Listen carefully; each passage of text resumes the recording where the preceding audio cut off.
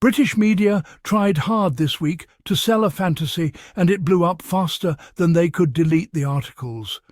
What was meant to be a polished, carefully coordinated PR rollout turned into a spectacular public embarrassment. And honestly, the speed at which the whole thing collapsed would be funny if it didn't expose something much darker. A media machine desperate to manufacture stability around Prince William and Kate Middleton at all costs. They wanted the public to believe that William filmed his Armistice message from inside Forest Lodge, the new home he supposedly shares with Kate.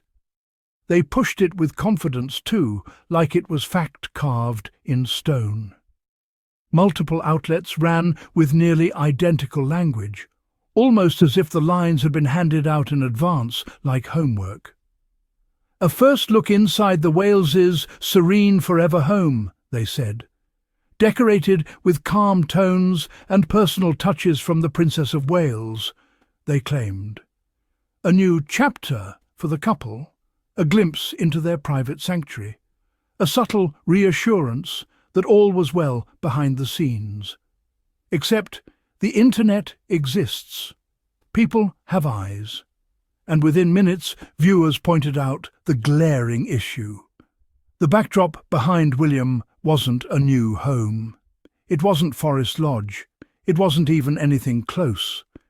It looked exactly like Windsor Castle, down to the gold moulding, the wall trim, and the architectural details seen in a nearly identical video from 2022. Not similar, identical. Same room, same angle, same everything except the script William was reading. The story collapsed in real time. And what followed?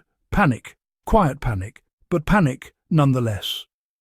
Articles started disappearing, headlines were rewritten, videos got swapped out, no explanations, no accountability, just a frantic scramble to pretend the whole thing never happened. But by then, screenshots were everywhere. TikTok, Instagram, X, you name it, the receipts spread faster than the original PR push. People magazine and Cosmopolitan updated their reporting. Other outlets simply deleted their posts entirely, as if removing the evidence would erase the blunder. But the internet never forgets, and the public took note. Not only was the story fake, but the clean-up operation made the deception look intentional. Now, here's where the situation becomes even more tone-deaf. Forest Lodge isn't just some cute country cottage. Its acquisition came at a real cost to real people. Families lost housing because the Waleses claimed the estate.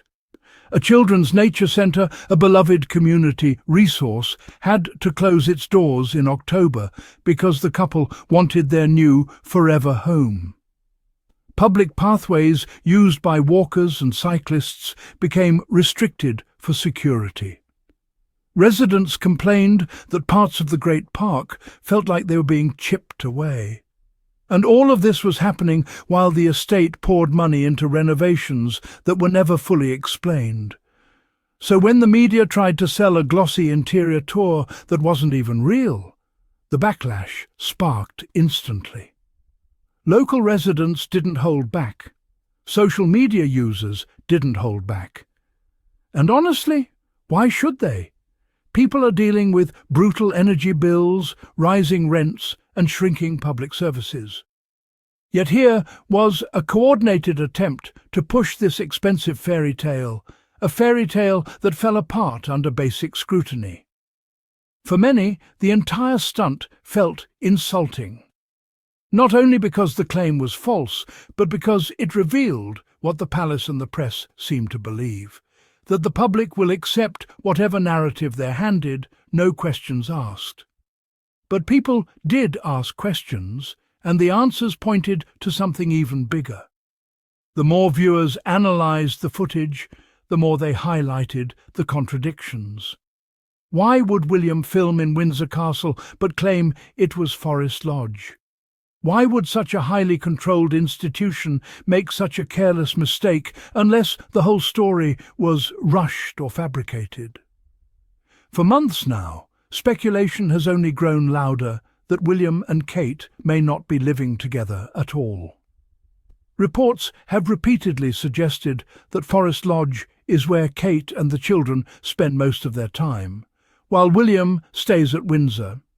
And instead of addressing the rumours honestly, the palace appears to have chosen optics over openness, which only makes the situation look worse.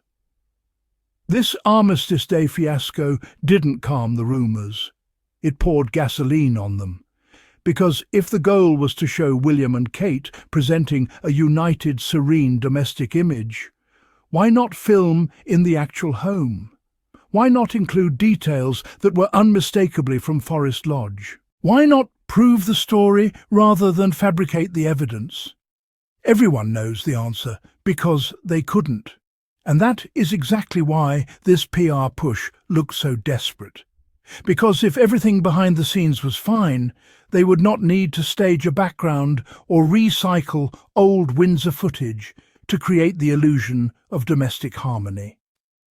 The British media tried to create a narrative, a picture-perfect royal household, a stable marriage, a cosy family home, and instead exposed a level of manipulation people are getting tired of.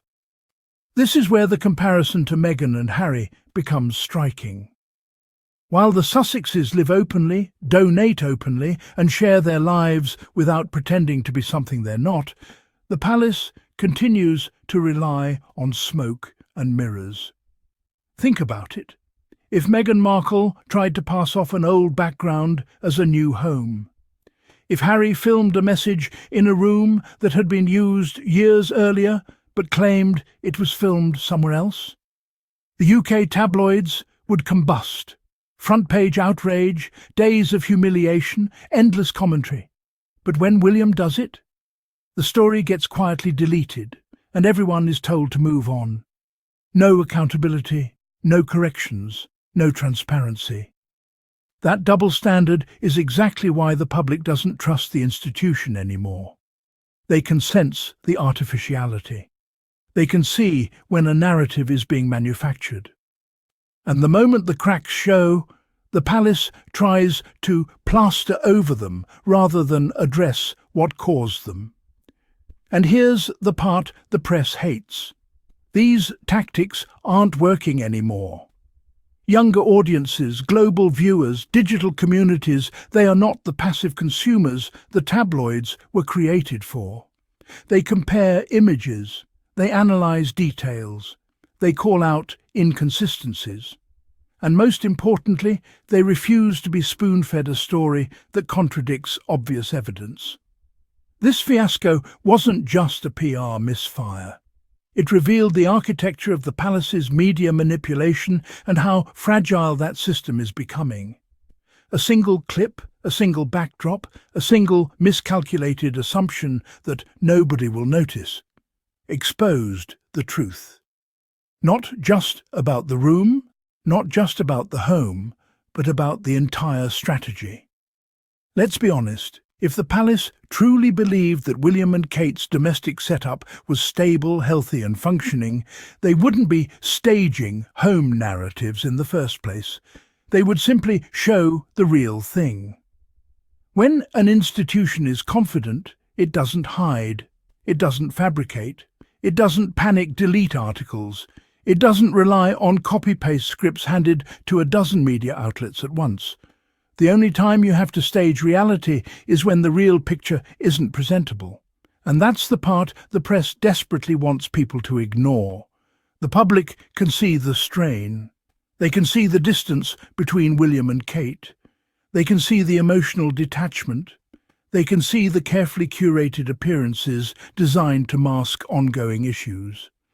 This attempt to sell Forest Lodge as the happy family hub was meant to silence speculation, but because it was so sloppily executed, it only made the speculation louder. Especially when the palace refused to clarify anything, hoping the whole thing would fade away. But it didn't fade. It lingered. It sparked debate. It made people wonder what else the palace is hiding. and it reminded many viewers of the years the institution spent fabricating stories about Meghan and Harry, stories the public later learned were incomplete at best and manufactured at worst. This is what happens when credibility erodes. Even harmless mistakes look suspicious, and coordinated PR campaigns look manipulative. The truth is, the Wales narrative is cracking, and the establishment seems to be scrambling to glue together an image that doesn't match their reality. But the harder they push these staged storylines, the more people are beginning to resist. Because the Forest Lodge scandal isn't about a room. It isn't about a backdrop. It isn't even about a PR error. It's about trust. It's about a monarchy that expects obedience instead of honesty. A press corps that functions like a palace messaging service rather than a watchdog. And a public that is increasingly unwilling to play along. What we saw this week wasn't a harmless mix-up. It was a reminder of how aggressively the palace tries to shape a narrative even when the story they're selling is held together with tape. And at the end of the day, the more they stage an illusion, the more obvious it becomes that illusion is all they have.